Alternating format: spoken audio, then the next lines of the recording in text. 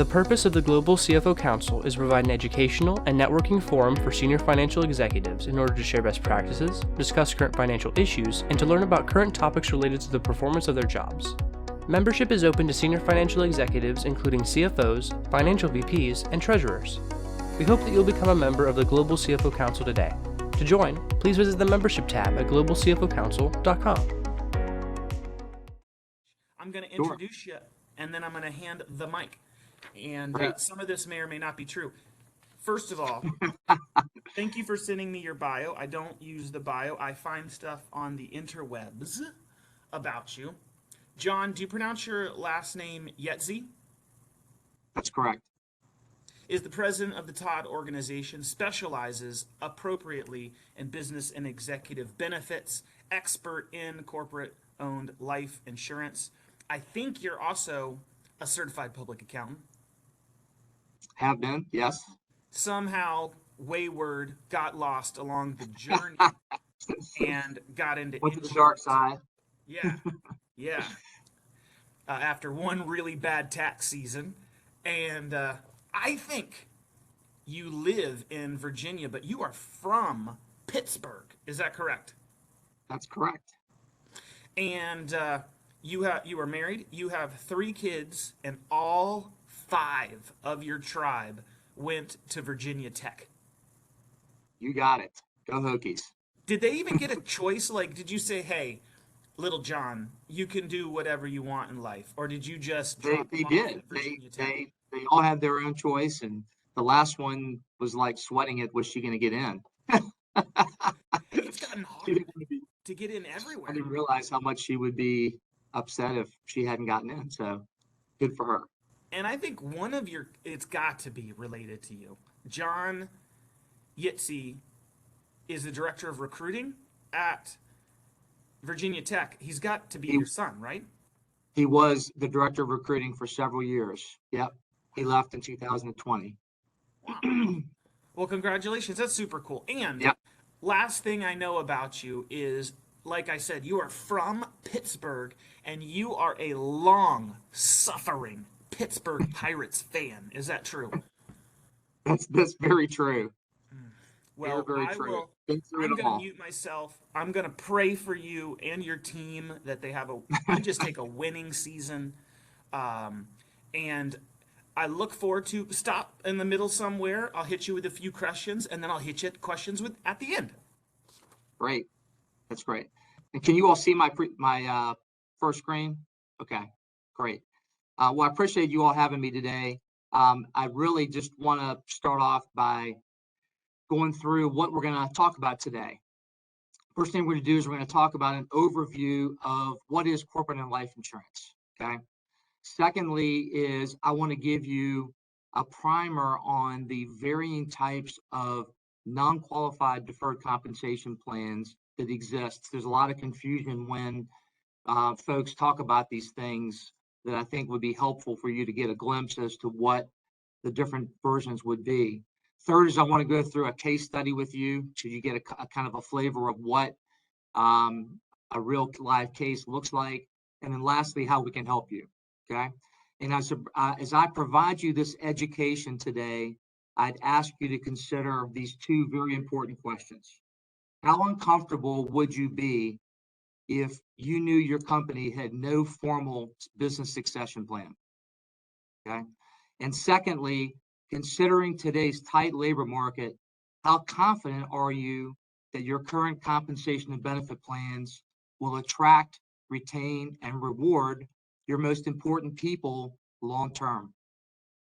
Okay. Those are 2 of the most critical things that we talk about with our prospects and clients that they want to be able to understand. So let's talk about where corporate and life insurance is traditionally used. And really it's in 3 key areas. That first area that we'll talk about is key person planning. Secondly is that business succession planning piece, buy-sell planning. And then third, how do companies informally finance these supplemental benefit plans that they're always interested in learning about? The 4 most common of those plans are going to be voluntary non-qualified deferred compensation plans, corporate-sponsored supplemental retirement benefits, endorsement split dollar, and death benefit only plans. And we'll get into a little bit about those varying ones as we go through this, okay? So let's talk about key person insurance. When I'm in front of clients, prospects, and we're having a discussion about this, many times they've had to potentially apply for lines of credit. They may have had others that had required them to carry coverage, but traditionally key person insurance is owned by the business on a valued employee. Many times those valued employees are the business owner, but oftentimes they're not. The whole goal is to partially indemnify the business for a loss sustained based upon the death or disability of that key employee. These policies benefit the business, not necessarily the employee. Many times, if you did insure an employee that was not an owner, you may offer a portion of that death benefit to be payable to that person's family as consideration for them allowing you to hold a policy on them, but that is something that's pretty common. Needless to say, this strengthens the credit of the business when you can tell a bank or another creditor that you have key person life insurance in place. These policies would provide cash for emergencies. Many times they're used to pay down debt obligations in the event of an early death, and to also recruit a new employee in the event that you had the death of a key employee. That's a very costly thing for the size of the companies that we work with, that if they were to lose a key employee, they underestimate what the cost is going to be from a financial perspective to not have the capacity to be able to recruit that new employee. And of course, key person policies can be used for other reasons in connection with employee benefits, like we've talked about with deferred compensation and split dollar plans, which we'll address in a little bit.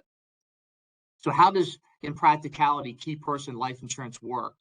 The business would apply for and own a policy on that key employee. The business pays the premiums, which are not tax deductible. You know, a common question is, well, is my premium tax deductible? Well, one of the reasons why the premium is not tax deductible is that the death benefit is generally income tax free. If you can imagine that most things that are tax deductible, upon them receiving benefits, those benefits are taxable. So in order to avoid that, premiums are not deductible. The employee does not have to include these premiums as income. And if you use non-modified endowment contract type policies, then the business can actually take distributions tax-free up to basis first, okay? There are underwriting considerations when you think about key person insurance. You can't just have an unlimited amount of coverage on someone. I'd say that traditionally 5 times compensation is most common. I have been able to obtain as much as 10 times for someone that had a real specialty technology type person, that if they were to pass, there would have been a major damage to the business. But traditionally, 3 to 5 times is pretty common of someone's salary. Debt coverage or a lost profits. These are how, when you're going to apply for a key person policy, the underwriter is going to want to ask, well, how'd you get the amount? How'd you determine the amount? They're not going to want to over-insure that. So you've got to be confident in terms of how you're thinking about what is the actual specific reason that you're carrying those policies, okay? So that's a pretty common thing that companies will want to consider is, do we have between the owners and our key employees anyone that we think if they were to die or become disabled, we're going to have a business issue, okay? Secondly, it's the business owners determining, okay, we've got more than one owner, and we recognize that in the event that one of us dies, becomes disabled, wants to retire, just wants to leave the company, do we want to have an agreement between us that speaks to how our interest in the company is going to transfer? And we could go through an entire, hour to 2 hour presentation on just this topic alone. I just wanted to give you a little bit of a glimpse as to what companies would need to think about as it relates to the types of agreements that they may want to consider. When you've got 2, maybe 3 owners, I do see cross purchase as a relatively common way that the organization would want to have a buy-sell agreement between the owners. This is an agreement in which is entered into by the each owner that would purchase the interest of each other in the event of a death. Okay, so each business owner would be the applicant, owner, and beneficiary of a policy that they would own personally on the life of the other owners. And at death, the remaining owners would then buy the interest from the decedent's estate. And if there's more than 2 owners, then the decedent's estate might sell the policies that they owned on the other 2 to the remaining owners. One of the key benefits from a tax perspective from a cross-purchase agreement is that when you buy the interest outside of the company, let's face it, most of the companies that we talk to are S corporations, they're LLCs. Some of them are C corps, most of them that are privately held companies are pass-throughs, okay? Well, by using a cross-purchase agreement, that owner that actually buys the shares from the deceased family is going to get a step up in basis to the value of the shares they just bought. That's a pretty key consideration for that owner to know that they're now going to get a step up in basis for the value of the shares that they just acquired, okay? There are other businesses that don't want to have this arrangement to be outside of the company. So they therefore want an entity purchase agreement. That's a pretty common way that companies will structure a buy-sell plan where the business is going to purchase the decedent shares. Now, in that world, you're not going to get step up in basis within your S Corp or your LLC when the business entity acquires that business interest. So that's somewhat of a net negative, okay?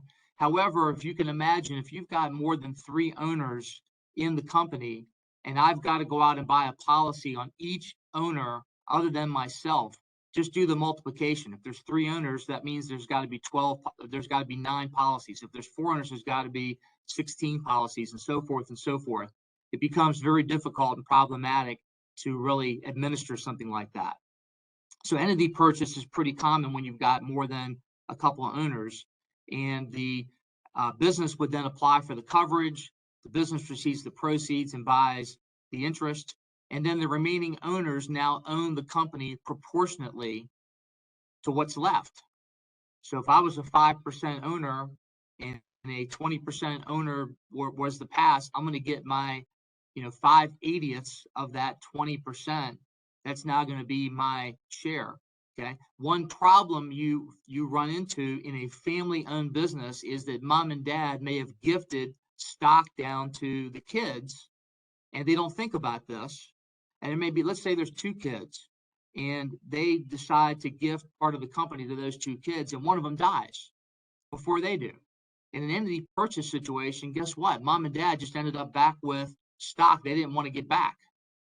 So you want to think about having a way to have those children perhaps have their own buy-sell agreement that may be a cross-purchase agreement and exclude mom and dad from that, and maybe have a separate agreement for that. Okay. So again, that's a topic for another day, but just wanted to give you a glimpse. So why do companies want to enter into agreement? Well, obviously it creates a market for their interest and can provide a mutually agreeable price and terms. The number one reason when I'm in front of a business owner, they don't have a buy-sell agreement is because they haven't been able to agree on the terms. Okay, have not been able to agree on it. The second reason is that they, there's no way to smoothly transition the management and the control of the business without having some sort of a way of managing that agreement. They want to assure that the owners, the future owners of the surviving family, are not dependent upon the business. There's nothing more frustrating than the patriarch of a business dies with no plan, and the surviving family doesn't have the liquidity they thought they would need to maintain their standard of living. It would be very frustrating. Okay.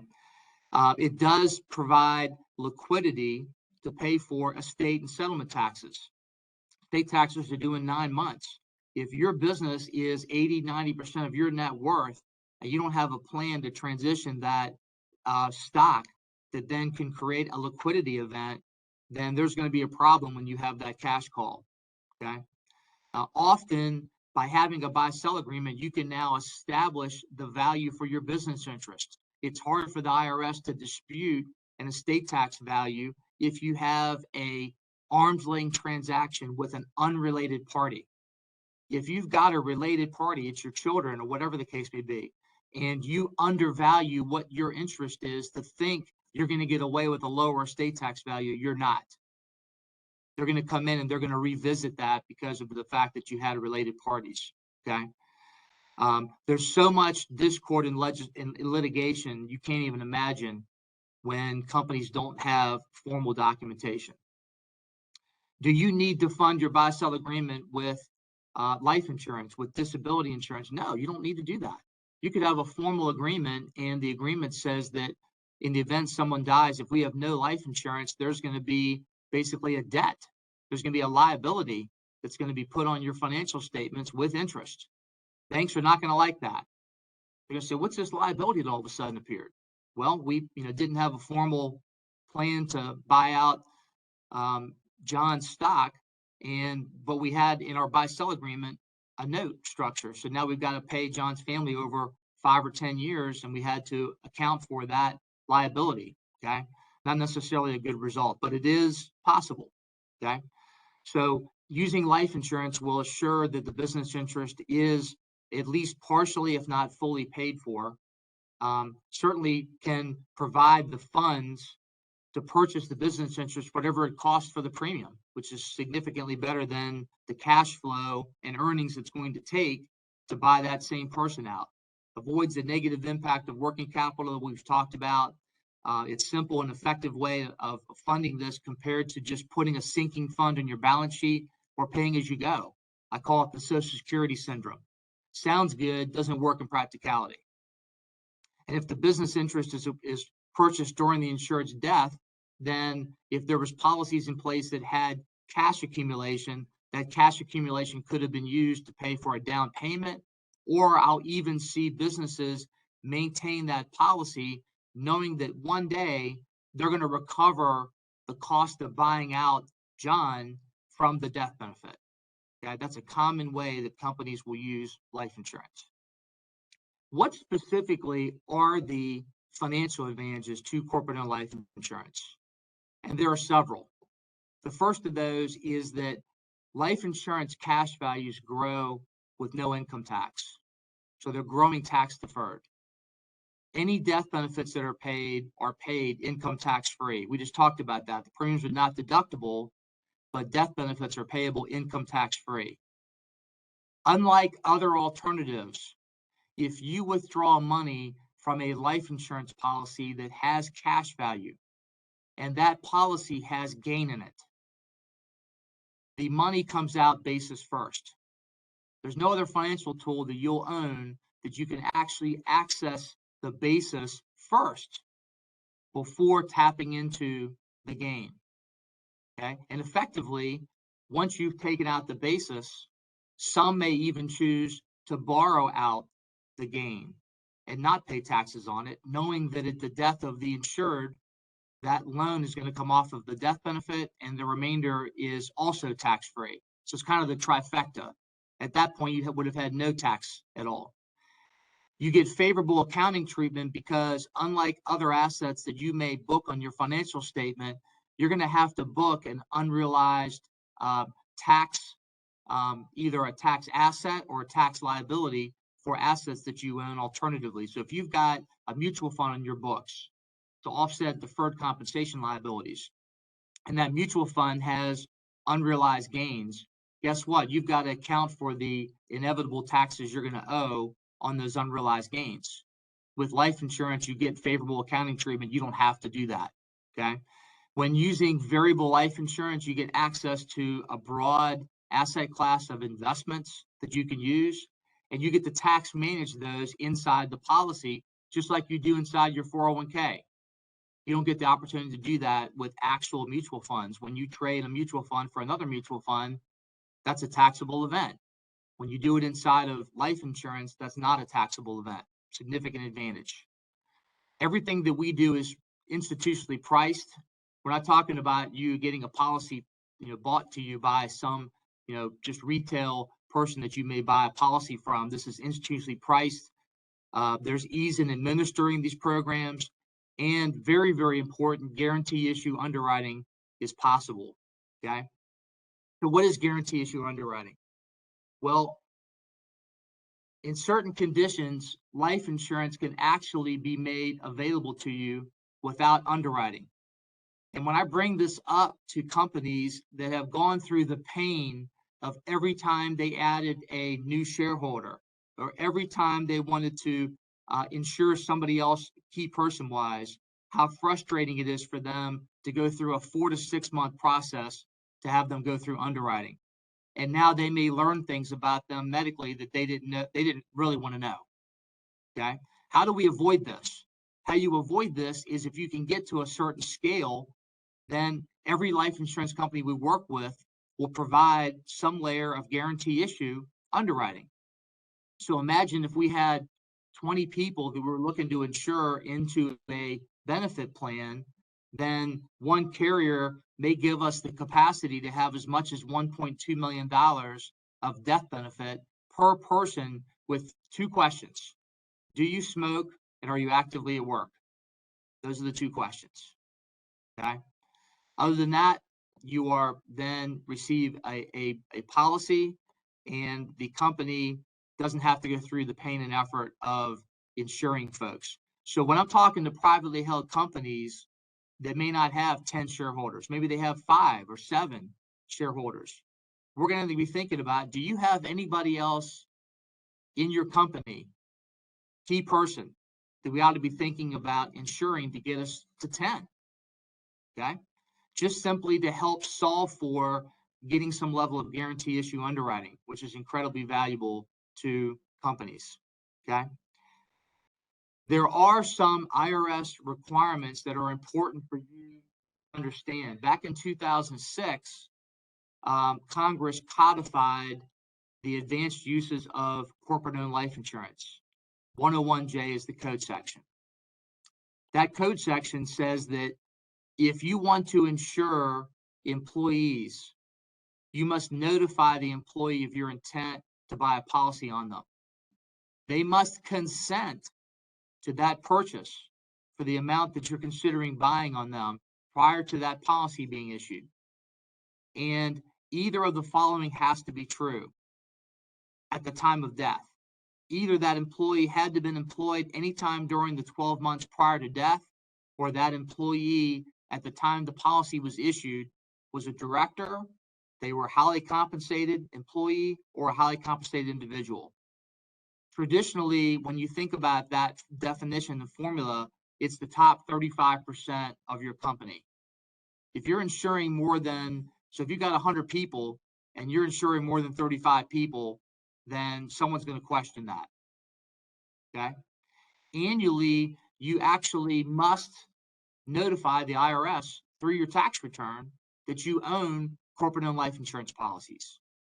It's a pretty simple process, but you actually have to file an 8925 form annually with your tax return to notify IRS that you actually do have corporate-owned life insurance and you follow the rules. Okay. That's many times missed by folks that we meet with. I ask them, hey, have you been annually filing an 8925? Like, what's an 8925? They bought some insurance and they've not even followed these rules. That's going to be a problem. If someone dies, what happens? The death benefit is going to be taxable. That's what's going to happen. And that's what you want to avoid. Okay. So let's just stop there, Robert. And from those just 2 topics, is there any questions that exist? A bunch. And I got some foundational questions that I'll hit you with first. The first one is around if the business owner is interested, the entrepreneur, the CEO owner, our boss, where does he or she start? Like, what's step number one? I think step number one is having a formal fact-finding interview with an advisor to really sift through what's your pain points, what are the key elements that we're trying to ensure right now, what keeps you up at night. And that process isn't theoretically that sophisticated, but there are some key foundational questions that business owner is going to want to answer so that they can feel confident in what they're trying to accomplish within that. So I'll just leave that at that. John, everywhere I've worked, I wasn't that lucky as question number one. The owners or owner, they were never going to die. And they refused to talk about succession, let alone think about tomorrow. So how do you, if you're a CFO in that situation where, boy, I'm going to be responsible if one of these people die with making this work, how do you start a conversation with the owners? Get Julie and Jessica in a room, or to have a conversation, to shepherd them through this, to think about this? Yeah, I guess the best way I would think about that is that there's two ways you're going to approach that. The first way you're going to approach it is, hey, I'm concerned as the CFO, I'm concerned that I'm going to struggle to attract, retain, and motivate really good people here if we don't have a succession plan. The second thing is that, hey, owners, I worry that if one of you or whatever, owners, if one of you go down, we're going to have a significant cash flow and business planning issue, going concern issue from this company. How important is that to you? If one of you died and we had to put X liability on the books, do you think our auditors are going to give us a good opinion, or are they going to worry about the going concern of this business? And they might say, well, I don't care about that. Okay. Well, that may then give you some look into, is this really a company that I'm going to want to stick with long term? As the CFO, is this to a point where if you don't solve this issue, it's going to be difficult for me to do my job? And I don't want to be left holding the bag if something happens to someone, and the only exit strategy here is a sale at a bad level that I don't even get to participate in. That's just not a good thing to happen. John, any changes with either recent tax law change or with the any recent acts that have gone through Congress? Gosh, even the CARES Act that have impacted company-owned life insurance? Back in 2020, Congress passed some new rules that allowed life insurance companies to restructure the guarantees in their policies. And when that happened, that actually opened the door to companies stuffing more money into life insurance with less death benefit. Obviously, the less death benefit, you'd like to own zero life insurance and have all these tax advantages. Okay. But basically, Congress, the new laws, which life insurance companies have been asking them for years to restructure guarantees with the low interest rate environment we have been in, now allows companies to do that. So companies that have existing corporate-owned life insurance are reevaluating whether or not they should be considering any kind of 1035 exchanges because of this additional capacity. Most of the time, the answer is no, you shouldn't change anything. But prospectively, it makes it even better than it already was to be using insurance to finance benefit plans, provide for other tools, and to be able to stuff more money per dollar of life insurance than you used to be able to prior to 2020. That was a big win. John, let's last question for this section, and I'll hold the rest till the end. Is is there a best company size or min size, and are there any industries that maybe these are the best industries or the worst industries, or is it industry agnostic? So it I mean, either of those questions. I'll, let's face it, in nonprofit companies, they're constantly struggling for ways to attract, retain, motivate people. Okay. But it's very difficult for them to actually put in these kinds of plans because there are limitations within nonprofits. So nonprofits is not an area in which I spend a lot of time in. A lot of folks want to talk about it, but in practicality, it's difficult to do that. Okay. Startup companies that are still in the growing stage are probably not great prospects for supplemental benefit plans, but it is critical that those types of businesses have a buy-sell plan, thinking about key person insurance. Okay. So when you ask me a question like that, part of that is, should they be thinking about benefit planning? Those that are more in the mature stage, they are thinking about, how do I reward and retain my key people? They're great candidates. Nonprofits are not. In the early stage, don't be talking about benefit plans. You need to be talking about survival, key person, buy-sell planning. John, perfect. I'm going to mute myself, and I'll hit you with the rest of the questions at the end. Okay, great. All right, let's talk about supplemental executive benefits and what we're regularly facing for companies today. And when I think about executive benefits in the large public space, the large company public space, their focus may be on delivering voluntary supplemental benefits where their employees can defer more money. In privately held companies, I don't see that very commonly. What I see commonly is that business owners want to know, hey, I think I'm doing a pretty good job of salary and bonus. But I'm always struggling with is that long-term incentive piece. And thinking that you can provide them some, business, some equity, or stock appreciation rights plan. These are difficult for your employees to understand, difficult for you to communicate, and difficult for them to value. Okay. But in today's tight labor market, these plans are very important, and everyone's interested to learn what's possible of how I can compensate my key people on a discriminatory basis to motivate them, to retain them, and reward them without limitations to qualified plans. Well, as you know, qualified plans, particularly in private companies, you may even have companies that don't use safe harbor 401k, and their employees can't even put in the maximum of the 401k. Why? Because not enough of their people in the factory or something are not participating in the plan. And so there's qualified plan limitations and just a limited appetite to want to provide equity. However, when they're competing for talent, what happens? Public companies can provide that. So what do you do? Okay. Well, what you do is you think about designing a non-qualified plan. And I see really three ways you might do that in a privately held company, which I'm assuming most of you are in private companies. The first of those is you may say, look, I've got 2, 3, 4, 5 people that are really important to this company, and I'm struggling of how to compensate them.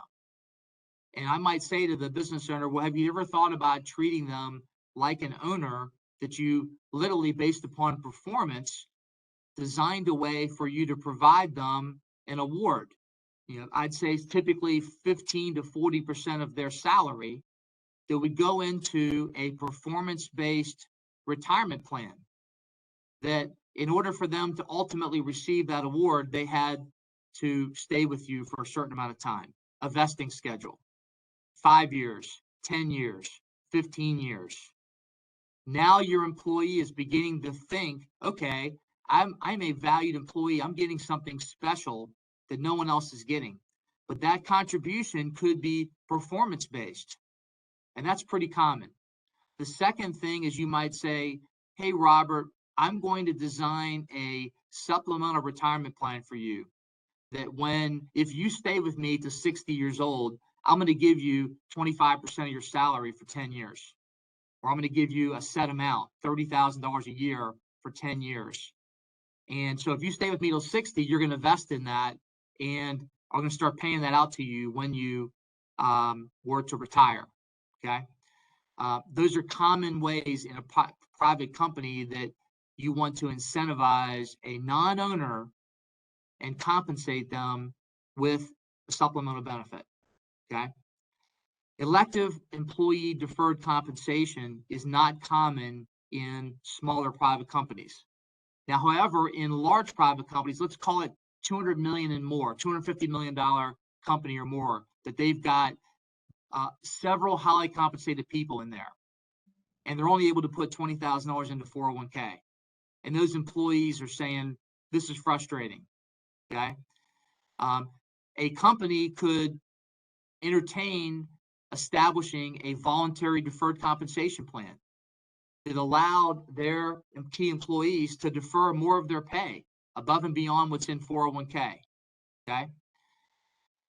These plans are subjected to some issues, which is why in private companies you don't see these as common as you do in public companies, which I'll get into in a second here. These plans are governed by a code section called 409A. All deferred compensation plans fall under that code section. And if you don't follow those rules, there are some significant consequences to your participant from a tax perspective. Unlike 401k plans, you're not a fiduciary in these plans. Okay. These plans are only offered to a select group of highly compensated people. They're not for everyone. I just told you that the insurance rules say 35% of the top people. That's pretty common to also in these non-qualified plans. One significant benefit is any money that you put into these programs is pre-tax. So if you put a contribution in for me into a performance SERP, that's not taxable to me today. It's also not deductible to you at the company level. If you allow me to defer a portion of my salary into a voluntary deferred compensation plan, that compensation is not taxable to me. So if I want to defer $50,000 of my pay, that doesn't go on my W-2. But for you, it's not deductible yet. Okay? Unlike 401k, non-qualified deferred compensation is not deductible to the company when I get that opportunity to defer that money. It's now a liability on your financial statement. When you ultimately pay that out in the future, that's when you have a tax deduction as the employer, and that's when the employee pays the income tax. All of the FICA taxes are paid at the point of deferring the money. So the FICA taxes are due at that point. When you get paid out your benefit later down the road, it's subjected to federal and state tax. Okay. Any of those plan assets that you may set aside for these plan liabilities remain on your company's financial statement. Unlike 401k, where you send the money off to your 401k vendor, you don't have a liability, you don't have any assets on your books. One of the reasons why these plans are not taxable at the time these contributions are made is that now, if you're a participant, you are considered an unsecured creditor of the company. Well, what does that mean? That means that if this company has an insolvency issue, then you're in line with everybody else. You may lose your benefit. That's what's affording you the tax deferral. So in big corporate America, the reason why you see these large voluntary deferred compensation plans, we just paid $7 million to someone that just left their plan. Okay. Well, that $7 million was subjected to credit risk up until the time in which they were paid the benefit. Now, there are ways to offset some of that risk, which we'll talk about in a second, but that is a reason why you don't see voluntary deferred compensation too often in private companies unless they are super mature companies and they have significant family succession in these plans. Okay. If you were offered a non-qualified plan and I said, Robert, I'm going to give you this great non-qualified plan. I'm going to put $30,000 a year into this for you. And if you stay with me 10 years, you're going to get that $30,000 that was in there plus whatever it earned 10 years from now. Well, one question I might have is, well, John, What's the business succession plan here? How do I even know you're even going to be around to pay me my money? Okay, so there's got to be a cause and effect here for how you think about this from a private company standpoint. Okay, as the CFO, if your owner or you decide, yeah, we want to introduce a non-qualified benefit plan, we want to introduce that.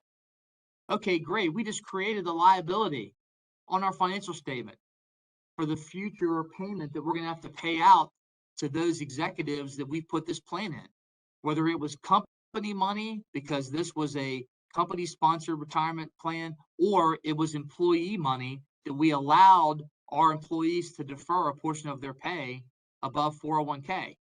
So what do I do about that? Well, you're going to have a P&L impact as that liability rises and falls based upon what you allowed that participant to invest in. If that participant was in the Index 500 fund, for example, and it goes up 20%, guess what? You just have a 20% hit to your financial statement for the increase in that return. So that creates significant financial and accounting impact. So you've got to consider, how am I going to hedge that? Non-qualified plans are generally informally funded, where assets are earmarked to provide a source of financing for the plan, but remain assets of the company. These informally funded plans avoid immediate income taxation. And they cannot alleviate any of the benefit security risks that we just talked about. Just because you set up an asset on your financial statement doesn't mean that if the company fails, that the bankruptcy court is going to allow that asset to pay your benefit. It may go to some other creditor. Okay. So, but it is important. So now imagine if you have a S&P 500 fund as your liability, would you want to own an asset that mirrored that liability? So if that Index 500 fund was rising and falling as a liability, you wanted to also have an asset that rised and fell exactly the same. You had no P&L impact. Sure, you'd want to have that. Okay, that's an important thing. The last thing you'd want to do as a public company, imagine getting on an earnings call and telling the Wall Street that, hey, we had a 2-cent hit to earnings because we didn't hedge our non-qualified benefit plan this quarter, and the market went way up. That'd be a painful thing that would happen. Okay, that never happens in large corporate America. So there are going to be 3 ways you're going to consider hedging these liabilities. One is you're going to leave it unhedged. You're just going to say, I'm just going to book this liability and I'm going to account for the fluctuations and I'm not going to address it, the Social Security syndrome, pay as I go. 2 is you're going to buy mutual funds to hedge that liability. And so at least by buying mutual funds, those investment fluctuations can align with the liability you may have established if you allowed the earnings on that liability to be based upon I'd say an on the roller coaster type of an asset, like the Index 500 fund, just for example. However, that does create a taxable event to the company as gains are realized. So as those mutual funds have gains, that's a taxable event to your owner. Okay, because if you're an S corp and you're in mutual funds and those mutual funds have gains, no matter what your participants did, and your owner says, hey, why am I having to pay taxes on this money? Well, because we decided to buy mutual funds to hedge these liabilities. Okay. Or third is that we could wrap corporate owned life insurance around those investments and eliminate the income taxes, still have a broad array of those same form of mutual fund investments, and align them with the liabilities to avoid the volatility that could exist. But now the company has a cost, and that's the cost of insurance. Okay. Very simply, if the cost of insurance is less than the cost of taxes, wholly makes sense. Very simply. Okay. If your company's not a taxpayer, corporate and life insurance is irrelevant to that equation to hedge a non-qualified benefit plan. They may still use it for buy, sell, or key person, but they're not going to use it for hedging non-qualified benefit plans. They're going to use mutual funds. Okay. So everyone thinks, well, let's just say you want to use corporate owned life insurance, and Robert decides to defer $50,000. John defers $10,000. someone else defers zero, another person defers $100,000? Are we going to go and buy policies on each person and theoretically customize that policy for that one person defers? You could do that. That would be individual policy funding, standalone policy funding. That's rarely used. Okay. Instead, you're going to do something called aggregate funding. So you're going to take everybody that's in the plan. You're going to take what we project to be the contributions in the plan, and we're going to spread those contributions amongst policies with everybody that's eligible for the plan. That's what we're going to do. So that way there's no, 2-cent John. If John dies, there's 2 cents going to come to the bottom line on the company. We're not going to overinsure or underinsure any one person. That's just not the way things are done anymore. Okay. And if possible, you're going to structure, just what we were talking about, Robert, with this new tax law that came out in 2020, we're going to structure policies to optimally put money in over 7 years. What's special about 7 years? Well, that's what the code section 7702 around life insurance speaks to, related to how much money can I stuff into a life insurance policy for the least amount of insurance. So if I want to put $50,000 into a policy, we're not designing the death benefit first. We're designing how little insurance do we have to carry to stuff $50,000 a year into that policy. At the end of 7 years, what happens? Well, if we've still got ongoing liabilities, we buy a new block of policies. We have to stop funding the current block and we fund a new block of policies. That's how it's done. Okay. So again, when you think about using this in deferred compensation, the company sets aside the money, uses the deferrals to make the premium payments, and now the company has cash value of life insurance on its books. As participants' account balances grow, policy values also grow. Those values can be used to actually pay for distributions. Remember, when you take money out of life insurance, what did I say? You get basis first. If you took money out of mutual funds, what happens? Proportionate, part gain, part basis, significant advantage. Death benefits are always tax-free if the policy is held until death.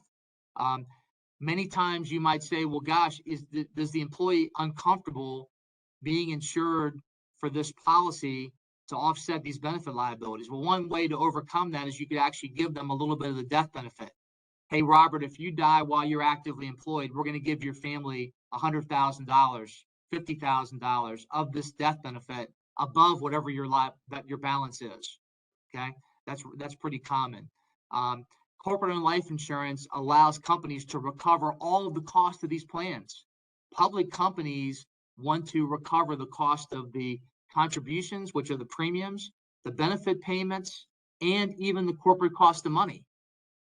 They're going to hold these policies till death because they're very favorable to do that. Sure, could they have used them to pay benefits? Yes. But instead, they're actually going to hold these until death. You can use a tool called a rabbi trust to hold any asset. Could be mutual funds, could be insurance. By holding money in a rabbi trust, that rabbi trust is going to protect you as a participant from future management deciding, you know what, that money we set aside for Robert, we've got a better thing to do with it now. We're going to pay down debt. We're going to buy another company. We've got a cash flow challenge. So we're going to raid that money that we were going to use to pay Robert, and we're going to use it for something else. If that money is inside of a rabbi trust, it cannot be used for anything else but to pay your benefit. It does not protect you from insolvency.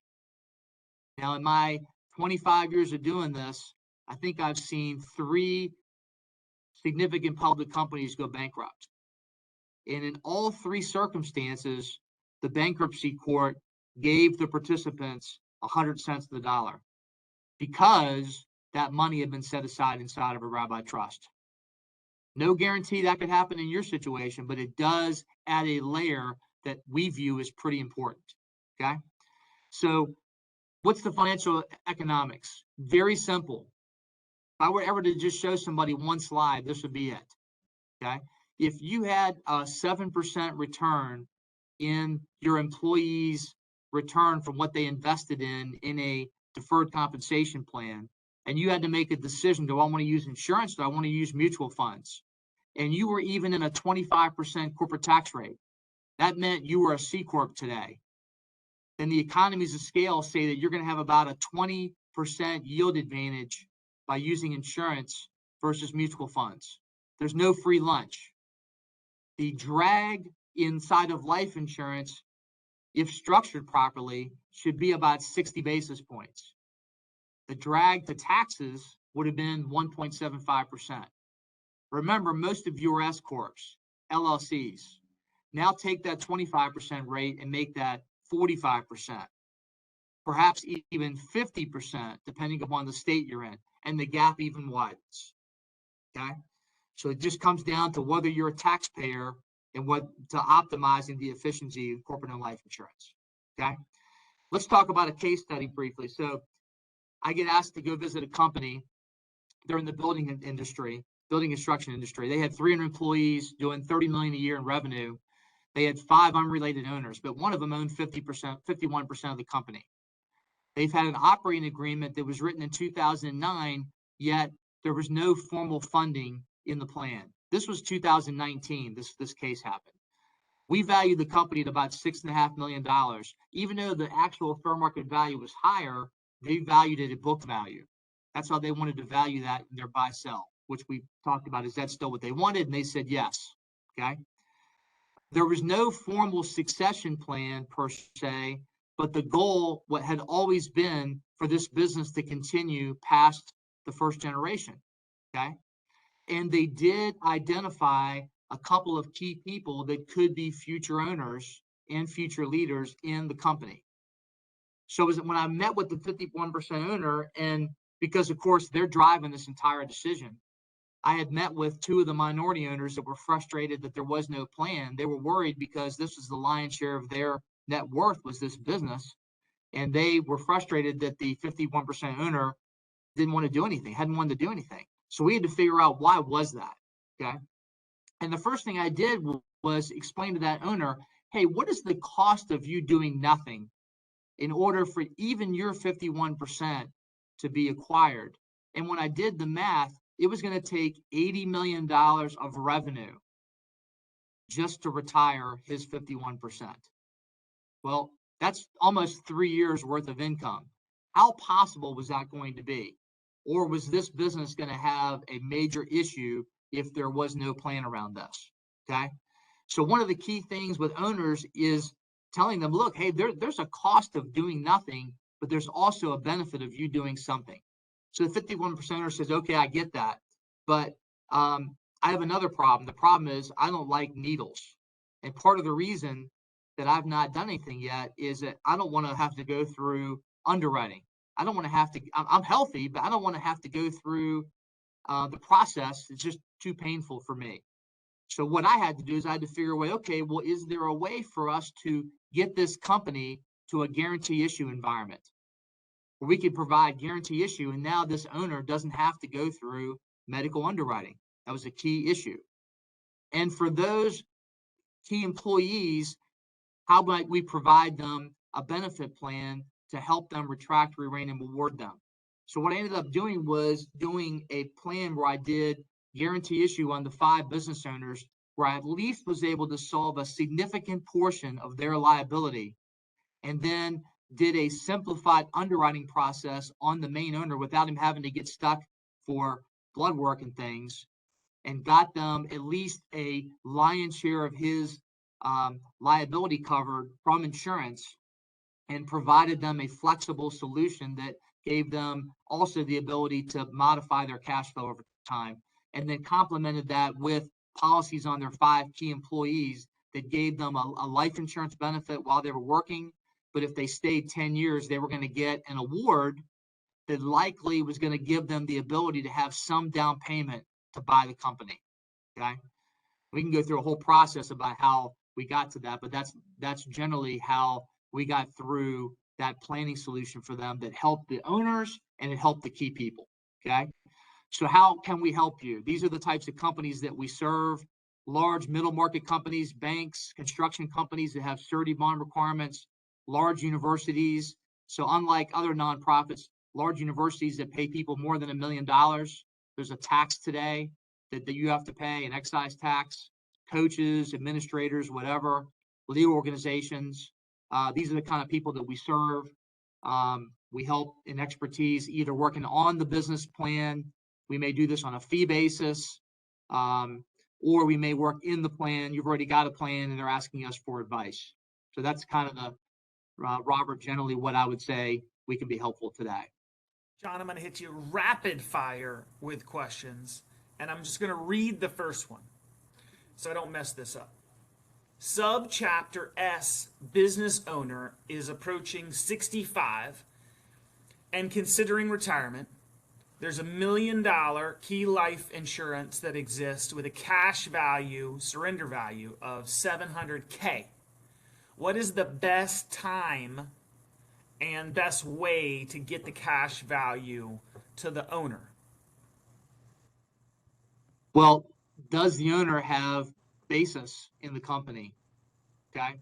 If the owner has basis in the company, then you could treat that policy as a distribution, no different than you might have as a cash distribution. And depending upon what kind of gain that policy has, if you distribute that policy out to the owner, there is going to be unrealized gains that would become realized if you did the whole policy.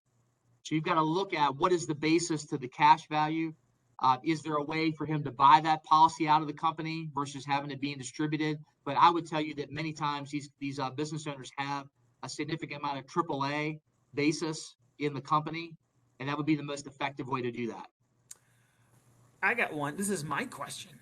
Is my company, when I started, had individual policy funding? I think, to use the words from your presentation, we had a small handful of people who had deferred compensation that was funded through an insurance vehicle, but they were individual policies. And our process has been that when they announce that they're going to retire, somewhere between when they retire, shortly thereafter, we'll pull the cash value out of those policies and invest it to build up so that it appreciates to fund the retirement vehicle that we promised them.